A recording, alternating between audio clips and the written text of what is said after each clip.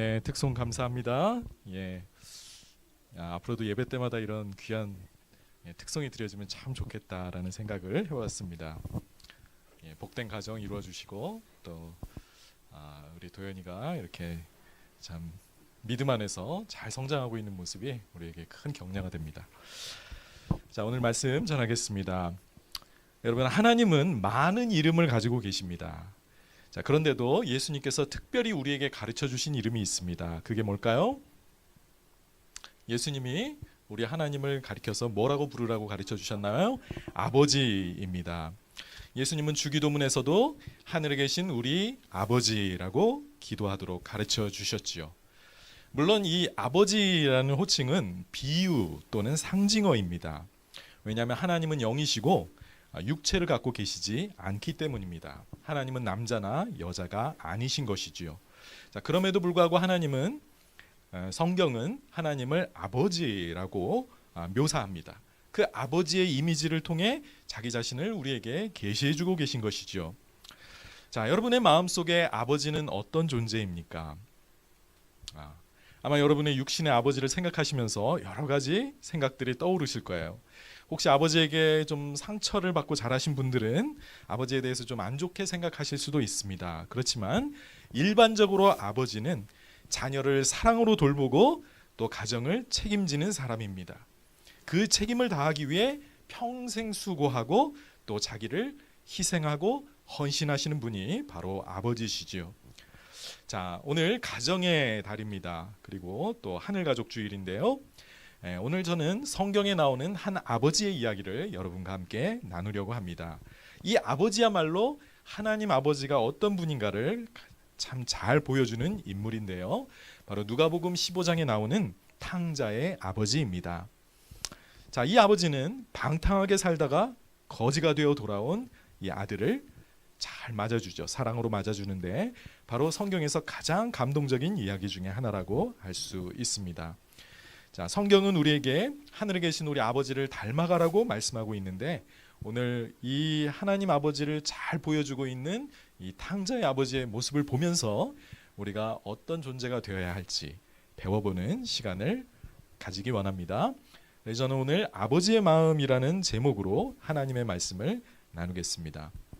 자, 누가복음 15장 11절에서 24절인데요. 본문을 제가 읽어가면서 설명을 해드리도록 하겠습니다. 또 여러분이 너무 잘 알고 계신 이야기여서 저와 함께 읽어가면서 제가 설명해드리겠습니다. 먼저 예수님은 아버지에게 유산을 요구하는 배은망덕한 아들을 소개합니다. 자, 11절과 12절입니다. 또 이르시되 어떤 사람에게 두 아들이 있는데 둘째가 아버지에게 말하되 아버지여 재산 중에서 내게 돌아올 분깃을 내게 주소서 하는지라. 아버지가 그 살림을 각각 나눠주었더니 그랬습니다. 자, 아버지에게는 두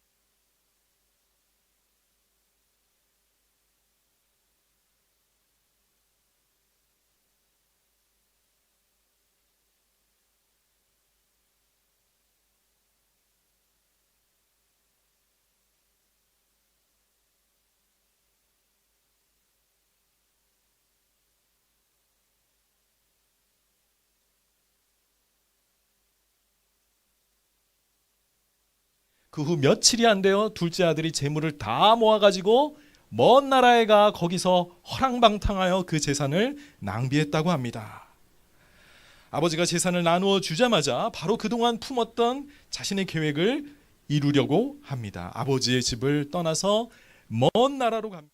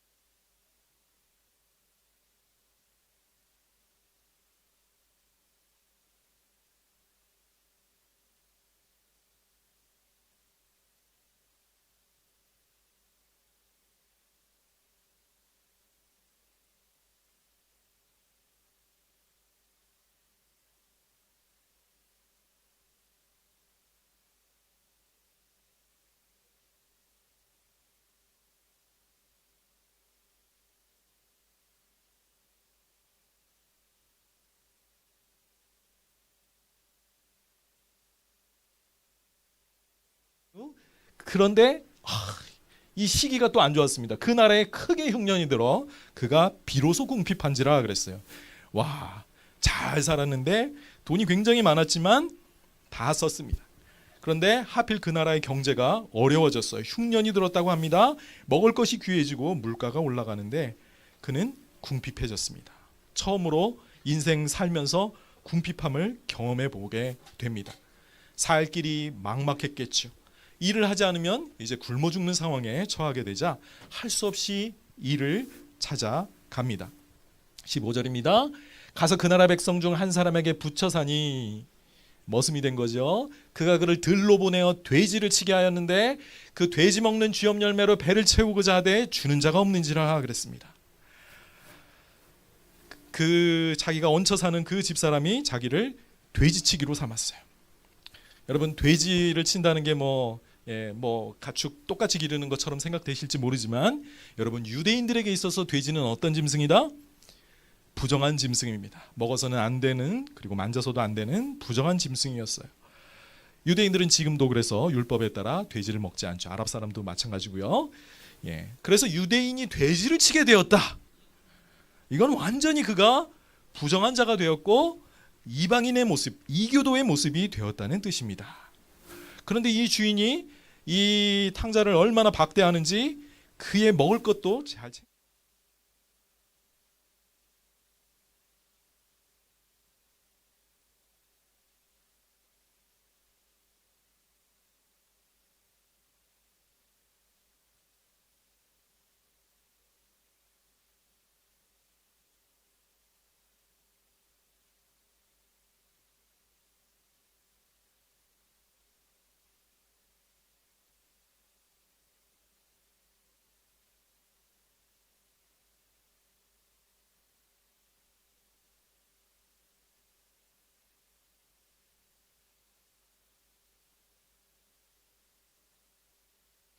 이에 스스로 돌이켜 이르되 내 아버지에게는 양식이 풍족한 품꾼이 얼마나 많은가, 나는 여기서 줄여 죽는구나 라고 한탄하지요.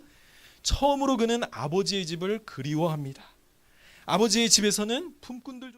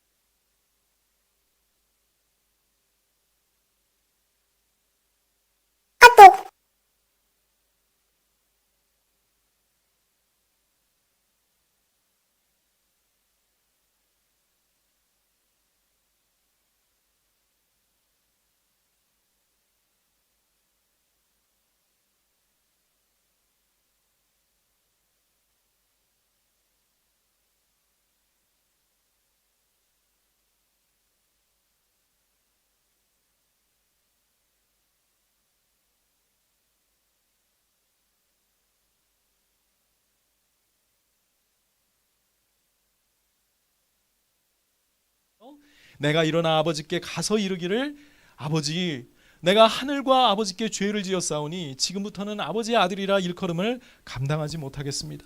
나를 품꾼의 하나로 봐주세요. 그리고 저를 고용해 주세요.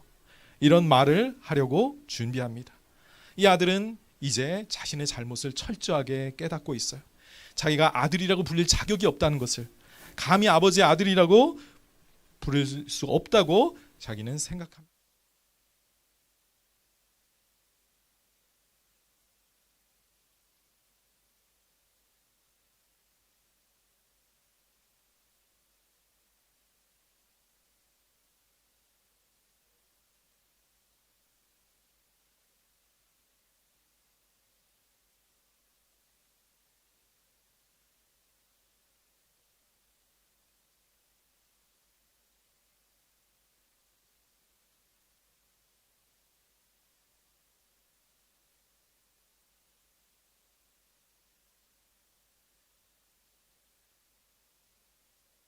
일어나서 아버지께로 돌아가니라.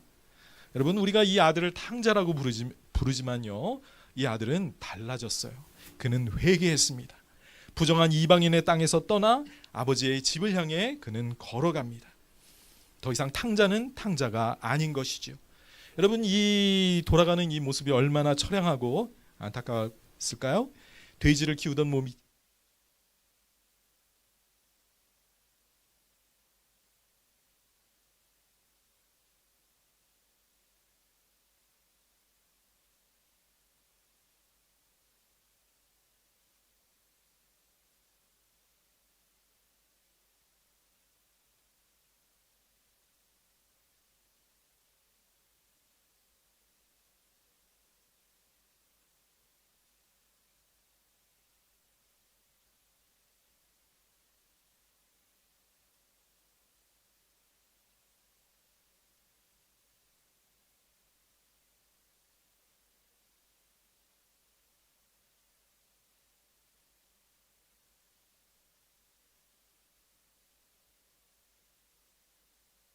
20절 하반절에 아직도 거리가 먼데 아버지가 그를 보고 측은히 여겨 달려가 목을 안고 입을 맞추었다고 합니다.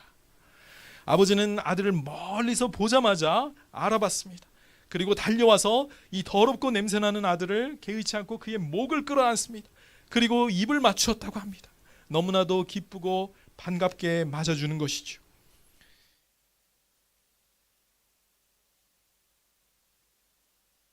아들이 이르되 아버지 내가 하늘과 아버지께 죄를 지었사오니 지금부터는 아버지의 아들이라 일컬음을 감당하지 못하겠나이다. 그런데 여기까지 자백을 했을 때 아버지가 말을 끊고 자기 말을 하지요. 품꾼의 하나로 써주소서라는 말을 아직 못했는데 아버지가 말을 끊고 이렇게 말합니다. 아버지는 종들에게 이르되 제일 좋은 옷을 내어다가 입히고 손에 가락지를 끼우고 발에 신을 신기라고 합니다.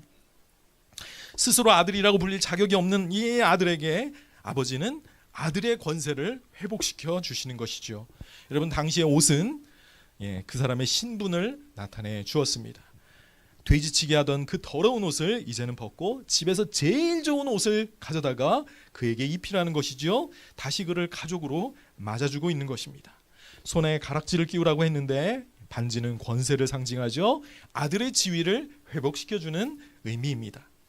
발에 신을 신기라고 합니다. 그는 맨발이었어요. 당신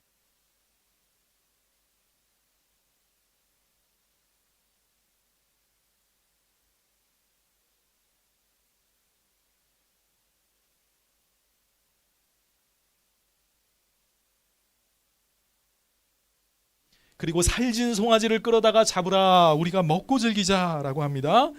여러분, 여기 나와 있는 살진 송아지는요, 집에서 특별한 날에 쓰려고, 어떤 귀한 손님이 왔을 때 잡아먹으려고 잘 기르고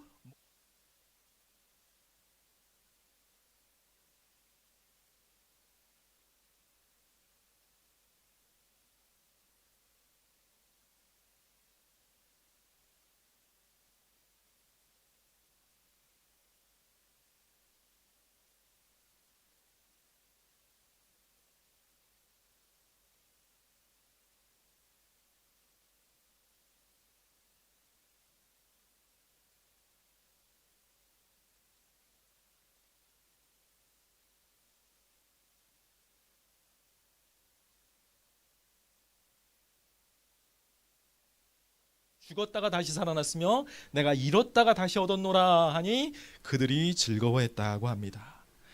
예, 이 표현은 바로 우리의 구원을 나타내는 그런 표현이기도 하죠. 예, 둘째가 아버지의 집을 떠난 것은 비유적으로 죽은 거나 다름없었습니다. 여러분, 우리가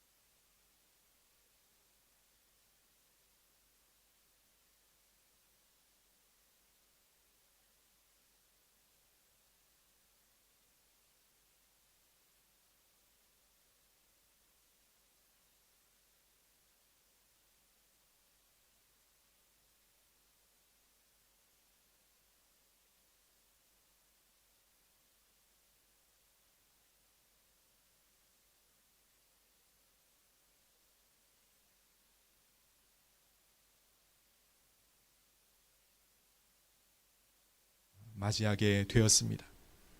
여러분, 오늘 이야기 속의 탕자의 아버지는 바로 하늘에 계신 우리 아버지의 모습을 잘 보여주고 있습니다. 여러분, 우리 신앙의 목표는 바로 이 하늘 아버지를 닮아가는 것인데, 바로 오늘 이 아버지의 모습을 통해 우리가 어떻게 이 하나님을 닮아가야 할지를 배워보고자 합니다. 자, 첫 번째로 이 아버지는 아들을 잃어버리는 위험을 감수합니다. 오늘 이야기에서 아버지의 결정이 참 놀랍지 않습니까? 자기 둘째 아들이, 철없는 이 아들이 재산을 요구할 때, 유산을 달라고 할 때, 여러분이라면 어떻게 했겠어요? 보통 아버지라면 이런 후레 자식 어쩌고 저쩌고 막 이런 놈 하면서 막 책상을 뒤엎고 막 때리고 막 그랬을 텐데, 이 아버지는 어떻게 합니까? 네, 아무 말 없이 둘째 아들이 요구하는 대로 재산을 나눠줍니다. 이 삐뚤어진 아들에게 이 재산을 맡기는 것은 너무 위험한 일 아닌가요? 이 아버지는 이 철없는 아들이 이 재산을 요구해서 만약에 주었을 때 어떤 일이 일어나게 될지 어느 정도 예상할 수 있지 않았을까요? 왜냐하면 이 아버지는 현명하고 지혜로우신 아버지거든요. 그래서 이 둘째 아들에게 이런 엄청난 유산이 주어지게 될 때 무슨 일을 할지 아마 예상했을 겁니다. 며칠 만에 재산을 모아 먼 나라로 떠나가는 것을 본 아버지는 아마도 이 모든 일이 그다지 놀랍지는 않았을 거라고 생각합니다. 그렇다면 이 모든 일을 예상했다면 예방하는 차원에서 아들의 요구를 거절했어야 하지 않을까요? 그런데 이 아버지는 왜 이런 아들의 위험한 요구를 들어주었을까요? 왜 그랬을까요? 아버지는 아들이 이 실패를 통해 성장하기를 원했기 때문이라고 생각합니다. 아들은 집에는 있었지만 아버지와의 관계는 완전히 죽어 있었습니다. 집에서 사는 것이 전혀 이 아들에게는 행복하지 않았지요. 아버지와는 말도 섞지 않았습니다. 불만과 그저 불평이 그의 입에 가득했을 것이고 그것을 행동으로도 표현하고 있었을 것입니다. 아버지는 알았어요. 이 아들이 자기 집에 있지만 자기를 전혀 존경하지 않고 사랑하는 마음이 쥐뿔도 없다는 것을 잘 알고 있었습니다. 사실 이런 아버지 축복이고 얼마나 감사하는 일인지 알아야 했는데 이 무지막지한 녀석은 그걸 몰라요. 그러니 이 아버지는 어떻게 하기로 하는 결심입니까? 이 아들이 실패를 통해서, 고난을 통해서 회복되고 변화되기를, 그리고 성장하기를 바랬던 것입니다. 그것을 위해 그는 자기 재산의 큰 손실을 마다하지 않았어요. 아들을 영원히 잃어버릴 수도 있는 그 위험을 이 아버지는 감수합니다. 아들이 돌아온다는 보장이 없지요. 영영이 아버지를 떠나 그는 살 수도 있었습니다. 아니, 그런 재산을 이 철부지가 가지고 있었기 때문에 사실 강도나 어떤 살인자를 만날 수도 있었어요. 큰 위험을 안고 살아야 했는데 이 모든 것이 아버지에게는 고통이 되는 선택이었습니다. 그런데 이 아버지는 그 고통을 감수하는 것이죠. 아들이 변화되도록, 구원받도록 그는 자유를 허락하신 것입니다. 이것이 아마도 아버지가 품었던 큰 그림이 아니었을까 생각을 합니다. 여러분, 하나님 아버지도요, 우리를 잃어버리는 위험을 감수하셨습니다. 아담을 하나님의 형상, 자기 형상대로 지으실 때 아담에게 무슨 선물을 주셨나요? 물론 최고의 환경도 주셨지만 자유라는 선물을 주셨습니다. 그 선물은 얼마든지 하나님을 향해 남용될 수 있었습니다. 하나님은 어떤 자유까지 허락하셨어요? 자기를 배신하고 불순종할 수 있는 자유까지도 아담에게 허락해 주셨습니다. 만약에 그 자기를 배신할 수 있는 그 자유를 아예 주시지 않았다면 그것은 정말 자기 형상과 모양대로 지은 아담을 무시하는 결과가 되었겠지요. 하나님은 아담에게 불순종의 시험을 주실 때 아마도 그가 실패할 것을 아셨을 겁니다.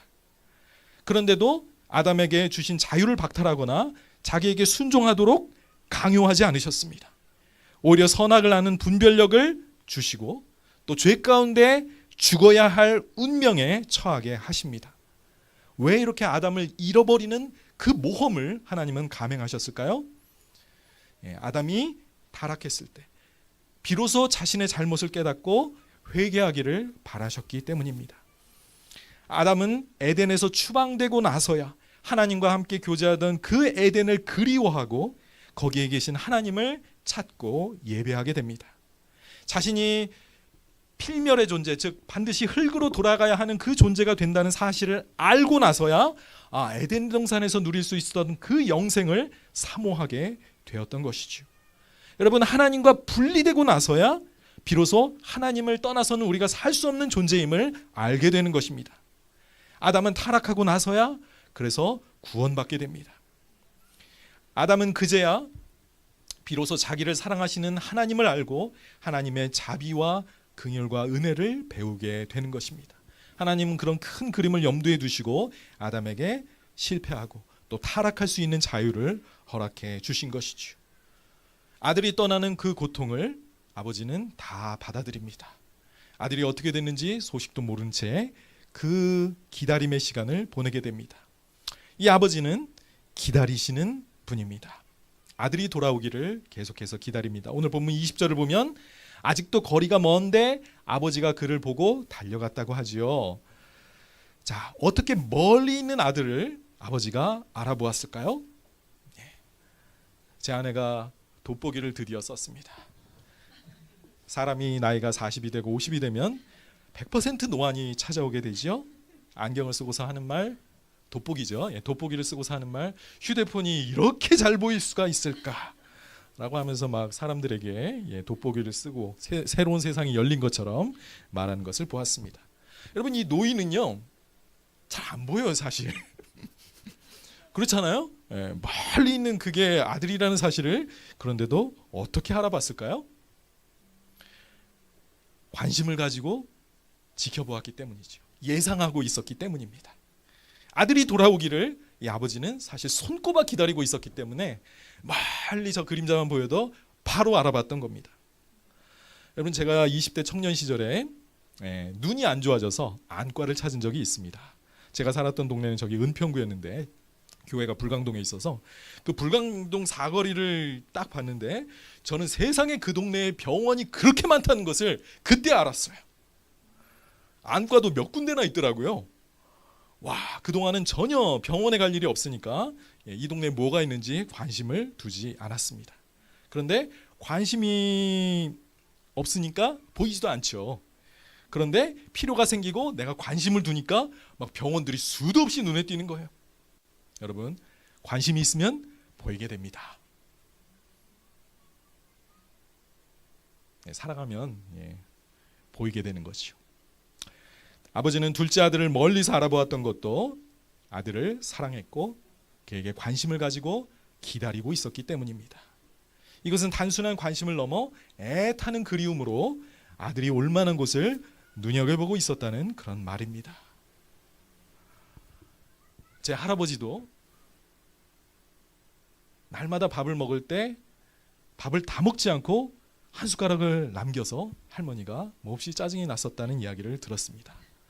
왜 다 밥을 먹지 못하고 한 그릇을 남겼을까요? 그것은 저희 할아버지의 장남이 중학교 나이 때 죽었기 때문이라고 합니다. 아들을 묻은 그 그리움을 평생 안고 차마 밥을 다 못 먹고 이렇게 남겼다는 거죠. 이게 기다림입니다. 이게 고통인 거죠. 이 아버지는 기다리면서 인내했습니다. 여러분, 이 인내는 뭡니까? 바라는 게 아직 이루어지지 않았는데도 계속해서 기다리는 것이죠. 고통을 참고 견뎠습니다. 무슨 고통을 견디고 있었을까요? 아들의 안전에 대한 걱정입니다. 이 아들 녀석이 지금 어떻게 지내고 있을까? 그 위험한 곳에 가서 무슨 해코지를 당하지는 않았을까? 그 재산 때문에 누가 그의 생명을 노리는 것은 아닐까? 얼마나 마음에 걱정이 됐겠습니까? 그런데 이 아들 녀석이 무슨 안부 편지라도 썼을까요? 안 썼겠죠. 깜깜무소식입니다. 그러니 도대체 아들에게 무슨 일이 일어났는지를 모른 채 날마다 마음을 졸이며 아버지는 이 집 나간 아들을 그리워했던 것입니다. 여러분, 이 아버지에게는 또 다른 고통도 있었습니다. 둘째 아들이 먼저 유산을 받아서 이렇게 떠난 것은 아버지의 재산상의 손실만의 문제가 아니었습니다. 여러분, 이것은 예전에 우리 사회처럼 마을 공동체거든요. 마을 공동체 안에서 이 아들이 자기의 재물을 가지고 유산을 미리 받아서 떠났다는 소문이 다 났겠죠. 이 동네 유지셨을 텐데 그랬겠죠.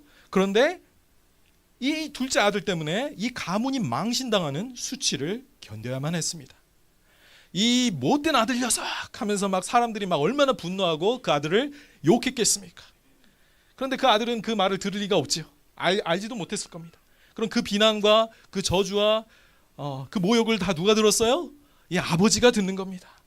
동네 사람들이 이 아버지를 함께 불쌍히 여길 수도 있었겠지만 어쩌면 이 아버지를 잘 모르는 사람들은 아버지에 대한 그 아들이 저지른 잘못에 대한 비난과 저주를 이 아버지에게 돌렸을 겁니다. 왜요? 마을 사람들이 아들만 욕했을까요? 동양인 사회에서는 여러분 잘 아시죠? 자식을 잘못 키운 아버지는 죄인입니다. 도대체 자식 교육을 어떻게 시켰길래 그런 아들을, 그런 후레 자식을 낳았어 하면서 아버지를 욕합니다. 그 아버지의 그 아들 아닐까 하면서 동네 사람들이 자기의 인격을 의심하고 또 모욕합니다. 동네에서 존경받는 어린이였을 텐데 한순간 그 아버지는 체면과 위신을 잃어버리고 동네 입방아에 오르는 그런 망신을 당하게 됩니다. 이 아버지는 그런 모든 수모를 겪으면서 이 아들을 그리워하고 기다리고 있습니다. 여러분, 우리 하나님도요 이런 고통을 참아가면서 우리를 기다리고 계십니다. 집 나간 아들과 딸들, 즉 아직도 자기를 믿기를 거부하는 그 사람들이 자기에게 돌아오기를 손꼽아 기다리고 계시다는 말입니다. 그런데도 사람들은 하나님을 비난하지요. 왜 에덴 동산에 선악과를 둬서 우리를 타락하게 만든 거야? 하나님이 어디 있어? 온갖 나쁜 짓을 해도 잘만 살던데. 하나님이 이 세상을 창조하셨다고? 하나님이 계시다면 왜 세상에 이런 고통과 아픔이 이렇게 존재하는 거야? 사람들이 얼마나 하나님을 욕하고 저주하고 있습니까? 그런데 하나님은 참고 계신 거예요. 하나님이 능력이 없어서가 아니라 그냥 무기력해서 악인들을 버려두실 수밖에 없는 것이 아니라 회개하고 돌아오기를 바라시기 때문에 참고 기다리고 계신 것입니다. 하나님을 오해하시면 안 되겠어요. 베드로후서 3장 9절과 15절입니다. 주의 약속은 어떤 이들이 생각하는 것 같이 더딘 것이 아니라, 오해하고 있는 거죠. 오직 주께서는 너희를 대하여 오래 참으사 아무도 멸망하지 아니하고 다 회개하기에 이르기를 원하시느니라. 또 우리 주의 오래 참으심이 구원이 될 줄로 여기라 하고 했습니다. 자, 어떤 분들은 하나님께로 돌아가지 못하는 이유가 내가 지은 죄가 너무 커서 라고 생각하는 분들이 있을지 모르겠습니다. 그러나 하나님은 그래도 여러분을 기다리고 계십니다. 언제쯤 집을 떠난 이 나의 아무개가 돌아올까? 늘 천국의 바깥을 살피시면서 누구라도 자기에게 돌아오기를 기다리시는 이 아버지의 모습이 바로 우리 하나님의 마음입니다. 셋째로 아버지는 긍휼이 많으신 분입니다. 20절에 봅니다. 그를 보고 측은히 여겨 달려가 목을 안고 입을 맞추었다고 합니다.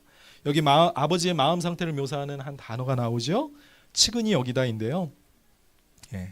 이 측은히 여기다라는 이 말은 창자라는 단어에서 나왔습니다. 창자는 옛날에는 뭐 해부학이 발전하지 않았으니까 이 장기잖아요. 장기인데 마음 깊은 곳을 의미하는 그런 말입니다. 그래서 마음 깊은 곳으로부터 연민을 느꼈다는 뜻입니다. 우리말로 하자면 애가 타는, 애간장이 녹는 그런 심정을 가졌다는 거지요. 자, 누가는 이 똑같은 단어를 7장에서 한번 썼는데요. 그때 어떤 상황인지 한번 볼까요? 예수님이 측은히 여기셨다는 표현이 여기 나옵니다. 성문에 가까이 이를 때 사람들이 한 죽은 자를 메워 오는데 누구예요? 한 어머니의 독자입니다. 그 어머니는 또 과부예요. 그 성에 많은 사람도 그와 함께 나오거늘 주께서 과부를 보시고 불쌍히 여기사 울지 말라고 하셨습니다. 지금 무슨 일이 일어났습니까? 한 과부에게, 남편도 없는 홀로 된 여자에게 유일한 아들이 있었는데 그 아들이 죽은 거예요. 그래서 사람들이 장사를 지내면서 쭉 마을 바깥으로 나오는데 예수님은 어떻게 느끼셨다? 예수님이 그때 느끼셨던 감정이 측은히 여겼다. 마음 깊은 곳으로부터 끓어오르는 그 불쌍히 여기는 그 마음이 가득하셨다는 거지요. 아버지는 자기에게로 거짓골로 오는 아들을 보자 마음 깊은 곳에서부터 연민의 정을 느꼈던 겁니다. 그래서 즉시 아들에게로 달려가 그를 안아주었던 것이죠. 아버지는 아들을 불쌍히 여겼기 때문에 아들을 정죄하고 비판하고 쫓아내는 대신에 그를 구원해주는 행동을 합니다. 또한 여러분, 아버지가 달려갔다고 했지요. 물론 그것은 반가움을 표현하는 동작인데요. 이것은 당시의 노인들이 결코 하지 않는 일이었습니다. 여러분, 조선시대 양반들을 한번 생각해 보세요. 양반들은 결코 뛰지 않았습니다. 비가 와도 안 뛰었어요. 팔자걸음으로 쫙 이렇게 다니지 결코 양반이 뛰는 모습을 생각할 수 없습니다. 이 동네 어르신이 뛴다? 있을 수 없는 일입니다. 유대인의 복장은 뛰기에 너무 불편해요. 이런 옷이었습니다. 옷을 이불로도 썼거든요. 그래서 이렇게 통으로 넓게 되었고 허리띠를 매야만 나갈 수가 있었습니다. 이 복장으로 뛴다. 상당히 어려운 일인데요. 뛰려면 자기의 치마를 걷어 올리고 달려가야 했을 겁니다. 이 어르신이 자기의 맨다리를 드러내고 이 아들을 향해서 뛰어간 것입니다. 아버지는 자기의 체면이고 뭐고 없는 거예요. 이 아들을 본 반가움에 그는 아들을 향해서 이 불쌍히 여기는 마음으로 달려나가 그를 맞아주었던 것이죠. 여러분, 하나님이 우리를 구원하시는 이유도 동일합니다. 하나님은 우리를 긍휼히 불쌍히 여기시는 분이시기 때문에 우리를 구원하신다는 것이죠. 에베소서 2장 3절부터 5절까지 봅니다. 전에는 우리도 다 그 가운데서 우리의 육체의 욕심을 따라 지내며 육체와 마음에 원하는 것을 하여 다른 이들과 같이 본질상 진노의 자녀이었더니 긍휼에 풍성하신 하나님이 우리를 사랑하신 그 큰 사랑을 인하여 허물로 죽은 우리를 그리스도와 함께 살리셨다. 너희는 은혜로 구원을 받은 것이라고 합니다. 여러분, 우리는 다 탕자와 같았습니다. 우리의 육체의 욕심을 따라 우리의 마음이 원하는 것을 하면서 하나님의 진노 아래 있는 그런 자녀였어요. 그런데 하나님이 그 크신 긍휼하심으로 그 높으신 사랑으로 우리를 다시 맞아 주십니다. 이 긍휼하심이 바로 하나님이 우리를 구원하시는 이유가 되는 것이지요. 우리가 지은 죄와 고통은 어떻게 하셨습니까? 공의로우신 하나님께서 이 죄와 고통을 뭔가 처리하셔야 되잖아요. 그 죄와 고통을 우리에게 돌리지 않고 자기가 감당하셨습니다. 죄로 인해 자기와 멀어진 이 아들로 인한 그 아픔을 아버지가 감당하시는 것이죠. 그리고 자기 아들 예수에게 십자가에서 이 죄에 대한 형벌을 다 받게 하셨습니다. 우리가 받아야 될 죄에 대한 대가를 이 아들이 다 가져가심으로 인해 우리를 용서하시고 다시 자기의 자녀로 받아주시는 것입니다. 이런 긍휼과 불쌍히 여김이 바로 우리 아버지의 마음이고 또 우리가 가져야 할 마음이기도 합니다. 이렇게 불쌍히 여김을 받아 구원받은 우리가 품어야 할 바로 아버지의 마음이라는 거지요. 이런 긍휼과 불쌍히 여기는 마음으로 바로 우리가 형제 자매들을 용서하고 받아주어야 합니다. 에베소서 4장 32절에 함께 읽어볼까요? 서로 친절하게 하며 불쌍히 여기며 서로 용서하기를 하나님이 그리스도 안에서 너희를 용서하심과 같이 하라. 우리가 우리에게 죄 지은 자를 용서해 줄 때 하나님이 우리를 용서하셨다는 그 사실은 더욱더 확실해질 것입니다. 주기도문이죠. 여러분 혹시 구원의 확신이 없으십니까? 다른 사람을 용서해 주세요. 그럼 하나님도 여러분을 용서해 주실 것입니다. 여러분, 저는 오늘 아버지의 마음이란 제목으로 하나님의 말씀을 전했습니다. 아버지의 마음이 어떤 마음입니까? 아들을 잃어버리는 위험을 감수하고서라도 그를 변화시키고 성장하게 하시는 그 마음이었습니다. 그것이 위험한 선물이 될지라도 실패와 좌절을 통해 다시 돌아오기를 기대하시면서 그 아들을 내보내주시는 그 자유케 하시는 우리 아버지입니다. 또한 아버지는 기다리시는 분이라고 했습니다. 기다리시면서 그 기다림의 모든 고통을 자기가 감당하신다고 했죠. 아들이 끼친 피해를 자기가 받고 아들이 남기고 간 그 수치를 자기가 고스란히 받으면서 아들이 돌아오기만을 손꼽아 기다리고 있습니다. 마지막으로 아버지의 마음은 긍휼로 가득 차 있습니다. 아들이 받아 마땅했던 심판과 징벌 대신에 그는 오히려 아들을 끌어안고 손에 반지를 끼우고 좋은 옷을 입히며 그를 위해 신발을 신기고 살진 송아지를 준비합니다. 잔치를 준비하는 것이죠. 여러분, 우리가 주님께로 돌아가기만 하면 하나님은 천국에서 천사들과 함께 크게 기뻐하신다고 했습니다.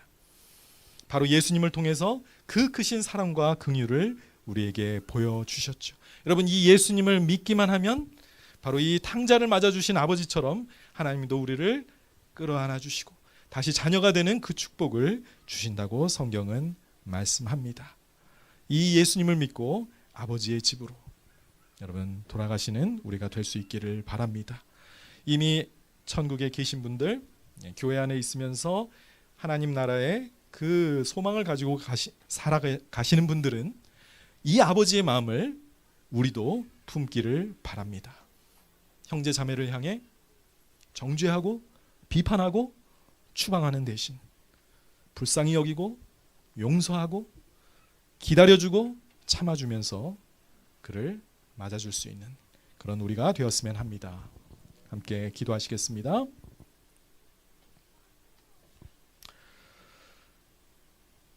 아버지 하나님, 우리의 마음이 아버지의 마음과 같기를 원합니다. 탕자의 아버지가 보여주셨던 그 크고 놀라운 사랑으로 다른 사람을 측은히 여기는 그 마음이 우리 안에도 있게 하여 주시옵소서. 아버지 하나님, 혹시 우리 가운데 아직도 교회는 나오고 있지만 그 마음이 탕자와 같아서 마음은 이미 멀리 떠나 있는 분이 계시지는 않습니까? 하나님을 사랑하지 않고 하나님에 대한 원망과 불평만 가득한 마음이 있지는 않습니까? 아버지 하나님, 그들에게 성령으로 깨우침을 주셔서 불평이 감사로 바뀌게 해주시고 하나님, 그 삶에 부족했던 것들이 은혜로 채워지는 그 역사를 체험할 수 있도록 도와주시옵소서.